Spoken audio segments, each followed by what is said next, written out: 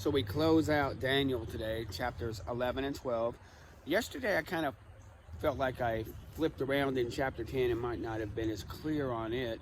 But going back to the whole thing was about giving encouragement to Daniel. He was so distraught with what he'd seen in these other visions, and it was affecting him and what was going on. Again, we had, from chapter 8, third year of King Belshazzar, to the third year of Cyrus. That's about 10 years, and that's a long time. And maybe people, it says in chapter 9 that people were having confusion, even though he's sharing the truth with them, they were having confusion. And so we have this going on, and then he goes and he meets this person, Daniel, named Gabriel, and Gabriel helps him to understand some of these things, tells him that the prince of the kingdom of the Persia withstood him. So he's understanding the spiritual battle that's going on around him. Like I said, the idea of him being behind enemy lines, and they've got to get through enemy lines to him and then go back and battle some more. So knowing you're not alone in the battle, that's one thing to take from it. Knowest thou whereof I have come to thee, and now return to fight to the king of Persia. And he says also that Michael, your prince. The idea of encouragement. He didn't give him a lot of information here about the future. He just talked to him that he's well beloved. And sometimes that's all we need, that you're well beloved and you're not alone. And he got this spiritual understanding of what's going on around him. Again, it talks about Persia and Greece, but it doesn't give him a lot more information than he had. But in 11 and 12, we get the last one was in the first year of Darius the Mede, and I stood to confirm and strengthen him. It seems like maybe Darius was having some struggles. And so and I will show thee the truth. Behold, there shall stand up 3 kings in Persia. So you get the idea that maybe he's speaking this edict to Darius himself, telling him what's going to happen. There's going to be 3 more kings of Persia. Then a 4th will come up, far richer, and in his strength and through his riches he shall stir up against Greece. So here he is talking about Greece now. We have no concept, and I'm not doing history to know where Alexander the Great fits in this narrative, but it will come along that Alexander the Great will fit in the narrative. And so he talks about that, and a mighty king shall rise up, and we know that that's Alexander. We also know that he shall stand up, and his kingdom shall be broken and divided into the 4 winds of heaven. Now, historically speaking, that did happen to Alexander and his kingdom, that they broke up in 4 pieces. They broke up the pieces of Macedonia, which is Greece. They have what's now known as Turkey, which was the Byzantine Empire, which the Ottoman Empire, then Byzantine Empire. You get the idea. Modern day Turkey. We also have, there is a part that's connected with what we consider Iran and Iraq. Is also considered a part, and the rest of it is Egypt. You can put in there Ethiopia and Libya, and all of them across the top. So this is the 4 when the kingdom of Alexander is broken up. This is how it's broken up in these 4. So we can use that as a template. Now it seems to me that all of these in Daniel have to be taken, and have to be taken with you have to go through them 2 or 3 times to glean through, because they talk about things that I'm going to say that go to the future. Because here you've got the king of the south shall be strong, and one of his princes, and he shall be strong above him, and have dominion, and his dominion shall be a great dominion. Here we're talking about Egypt. And at the end of years he shall join himself with the king's daughter of the south, who shall come to the king of the north. So here's Egypt, and a daughter could be considered one of the nations in that area, goes and makes an alliance with Iran, or in the north. Actually, I'm going to go north would be Turkey. To the east would be Iran. So the kingdom of the north will make an alliance with part of the kingdom of the south. And now the branches of her roots shall come one to stand up in his estate, and shall come with his army, and enter into the fortress of the king of the north. So you have the north and the south dealing together. And shall carry captives into Egypt, and their gods, and the princes that are with precious vessels of gold and silver. All of this has not happened yet. I'm going to go for that between the breaking up of the 4 kingdoms, the 1 kingdom and the 4, you're going to have a future tense where these kingdoms And these kingdoms are still alive. They're not really that strong, but they're growing stronger. Power on the planet seems to be shifting now. So you can see where those 4 petals that once were Alexander's empire, which was what he had taken from the Medo-Persians, which was what Nebuchadnezzar had taken. So you see how, keep an eye on that part of the country, that part of the world, I should say, that this thing broke up into 4 parts. And when we talk about the little horn and the big horn and all of this, you'll see those rulers, and this will start to make more sense.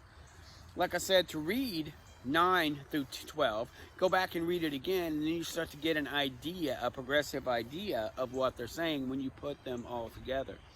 I'm going to say this even goes back to when Nebuchadnezzar was broken down as a stump. You know, so you get still this whole stump will come back. And that stump was put there by God to chasten Israel, to get Israel to want her God, to need her God. So this whole thing, this whole coming up, this whole thing in Daniel and Revelation is about showing Israel they need their God and they need to call out to their God. So it's God leading his people back to him. So he's going to bring this about. This isn't going to happen by accident.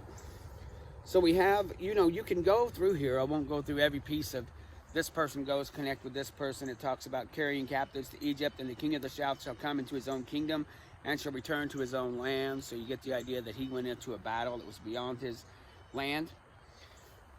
But his sons were stirred up and shall assemble a multitude of forces. And then he shall return and be stirred up even his forces. So there seems to be this coup going on in the house.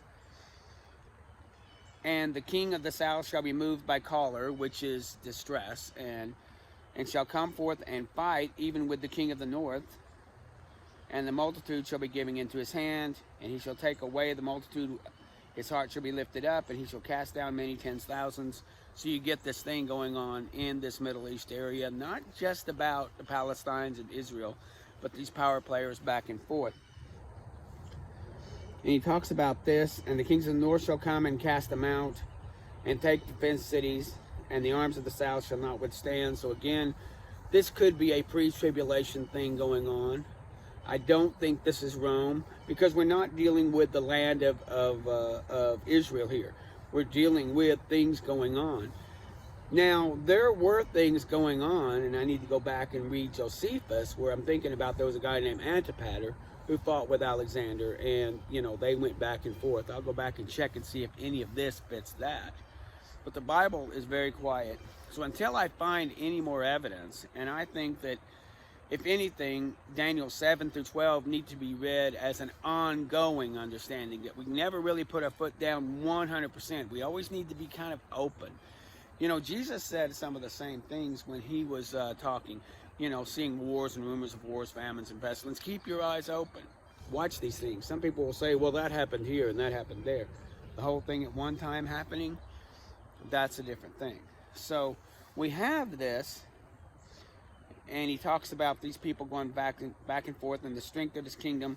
So he seems like the king of the north and the king of the south.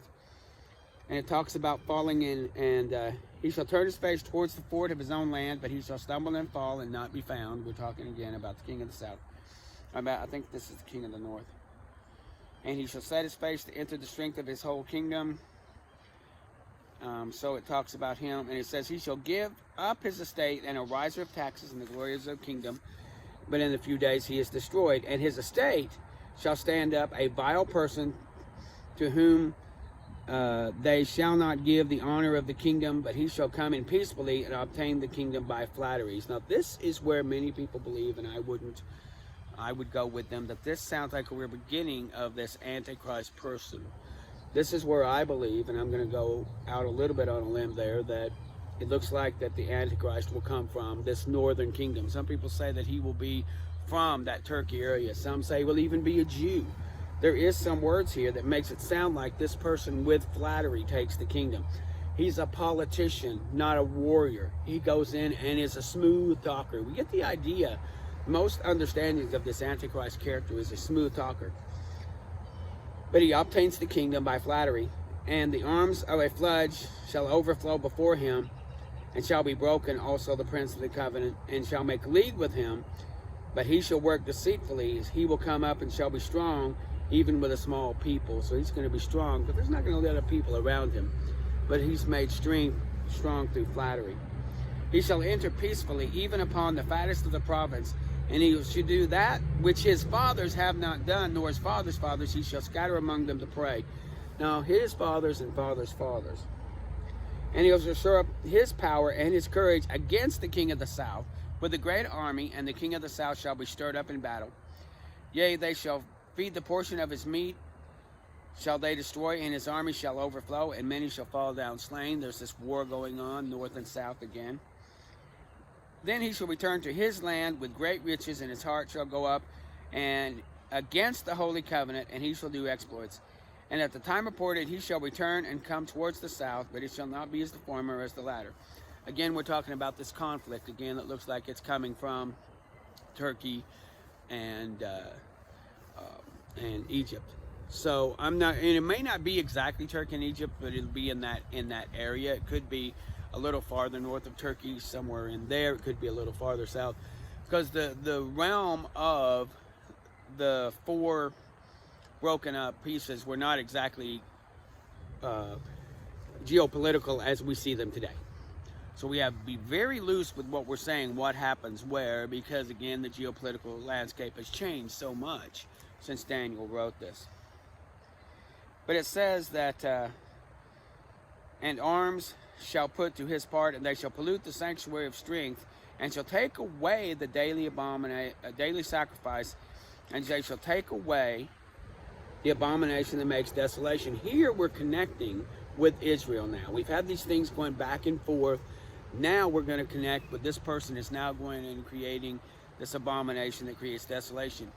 The idea here is that at that time, Israel is back in worship. They have their temple, they're worshiping strong, they have the Ark of the Covenant, they have, everything set up, the mercy seat and all of that. But this person goes in to now make themselves God. This has also been seen, again, back a couple of chapters ago when we mentioned abomination of desolation. Even Daniel talks about, Jesus talks about this. So we have now this mention of Israel in the midst of 11. And he shall do wickedly against the covenant, and he shall corrupt by flatteries. This guy is a politician more than he is a warrior. He brings people in with his words. He's a smooth talker. He's almost like, the serpent in the garden was a smooth talker. He didn't force Eve or Adam to do anything. He was a smooth talker. And here you go, this guy's corrupted by flatteries, but the people that do know their God shall be strong and do exploits. So God will go against them, and you will see that resurgence there. And such as do wickedly against the covenant shall corrupt by flatteries, and they that understood among the people shall instruct many, yet they shall fall by the sword, and by flame, and by captivity, and by spoil many days. So you have conflict going on in Jerusalem here.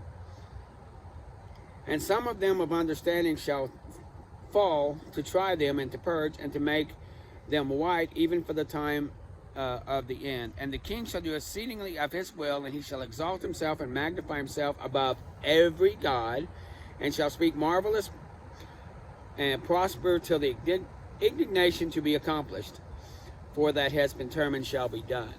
Now that's a lot of wordings there that I go through. Go back and look at that, because it's talking about how this happens. One thing I do love about the scriptures and about the King James Bible is you'll get a lot of information in one sentence, and you feel like it's a mouthful. Go back and take those sentences a little bit apart, because almost every word is strong with a meaning. And the king shall do, and he shall have, and that shall happen. There's a certain indignation to how Israel has treated God that needs to be taken care of. That's what the 70 weeks are for. Remember, it's 69 plus 1. They're to take away the indignation. There's still indignation between Israel and God. There's still that hard feelings. There's still that, we act like God forgives and he forgets. No, there's a point where he's had them in the penalty box so that they might know and that they might repent. He wants repentance, He wants them to say they're sorry and come back and realize the error of their ways and become his people. He wants them to do that of their free will, but there's a time of indignation where you and I need to talk. And so that's what this is about, is to bring Israel back to their God. and this person shall do this, but there is a determined time to this. Neither shall he regard the God of his fathers. Now notice here where this is the first one where we get the idea of his fathers. We talk about his land and his kingdom and all this kind of stuff. Could be from, like I said, Turkey or in the northern area. But the regard of his fathers makes it sound like that he has a Jewish connection. This is where I wanted to go. Didn't want to say that up front because it talks about his land and all of his kingdom and all of this is not the kingdom of Israel. But here it says, neither shall he regard the God of his fathers, nor the desire of women. This guy might be a homosexual. Nor the desire of women, nor regard any God, but he will magnify himself above all. No man really has magnified himself above all. Yeah, we've had Hitler, we've had Stalin, but they didn't really stand in the seat of I am God. They kind of acted like it, but they never really proclaimed. But this guy will. In his estate he shall honor the God of forces. This is like evolution. This is like, all these things that go on. And whom his gods knew not, shall he honor with gold and with silver and precious stones and pleasant things. He will honor the force of nature. He will honor, the power of the sky. There's this understanding in the church that goes on where Jesus said, blessed are those, he talks about the kingdom of the sky. And that's a very strange and bad interpretation, because Jesus didn't talk about the kingdom of the sky. He talked about the kingdom of heaven or the kingdom of earth, the kingdom of God. But he never talked about the kingdom of the sky. Who is the prince and the power of the sky? Whose kingdom is in the sky? Jesus is over that. He's in the heavens. And he is, wants to make a kingdom on earth. And it's the kingdom of heaven and the kingdom of God, not the kingdom of the skies. But this guy worships forces and gives to them. Thus shall he do in the most strongholds and with a strange God. And the word strange here is something that was previously unknown. The strange God, you're pulling this out. We talk about strange flesh. We talk about strange women. These are things that don't fit there. This isn't the way it's supposed to be. It's like opening the hood and finding your alternators where your battery is. Well, that doesn't work. The alternator needs to be where the alternator is. It's strange to see it there. That's what strange means. And he shall cause them to rule over many and shall divide the land for gain. He's not dividing the land of Israel for God. He's dividing it for gain. And at the time of the end shall the king of the south push at him, and the king of the north shall come against him with a whirlwind, and with chariots, and with horsemen, and with many ships. And he shall enter into the glorious land, and many countries shall be overthrown, but then shall escape out of his hand, even Edom and Moab, and the chief of the children of Ammon. So there we do have Edom and Moab and Ammon, their descendants are mentioned here, which might be considered like Jordan and Syria and some of these other groups, And he stretched forth his hands upon the countries, and the land of Egypt shall not escape. So this person who came from the north shall not escape. And he shall have power over the treasures of gold and silver. By tidings out of the east and out of the north shall trouble him, but tidings shall come, and therefore he shall go forth with great fury to destroy. And he shall plant the tabernacles of the palace between the seas and the glorious holy mountain. Yet he shall come to his end, and none shall help him. When all of this comes to a fruition and he comes to his end, no one will help him. So in chapter 12, and at that time shall Michael stand up. Okay, we've been doing all this, and Michael's been watching the show and letting Israel kind of sit there and cook among all this with all of the enemies around them, the north and the south. And so there's no mention of the east, but maybe an alliance was made with one of those others. It seems like all nations will at one time align with these groups to come into the Holy Land to fight. So we see this alliance of the whole world coming into play here. But then Michael shall stand up. This is a change of pace. This is that point in the movie where the bad guy is going to get it. You see the good guys starting to enter the game. And he stands up for the children of thy people. And this thy there is Daniel. And shall be in a time of trouble that has not ever been since there was a nation, even at that time, and at the time thy people shall be delivered, everyone that shall be found written in the book. Now, he doesn't say what the book here is, but there is a book being written, and these people that want to be in it. Now, we kind of get an idea of what that book is if you read Revelation. But here, they're just saying their names are written in a book. So, and even Moses mentioned the book, don't blot my name out of your book, kind of thing, you know. And many of them shall sleep in the dust of the earth, shall awake, some to everlasting life, and some to shame and contempt. Does that sound like Revelations? And they that be wise shall shine as the brightness of the firmament, and they that turn many to righteousness as the stars forever and ever. But thou, O Daniel, shut up the words of this book, even for the time. Many shall run to and fro, and knowledge shall be increased. If we look at that, that's kind of the internet today. Knowledge is increased, but so has sinfulness.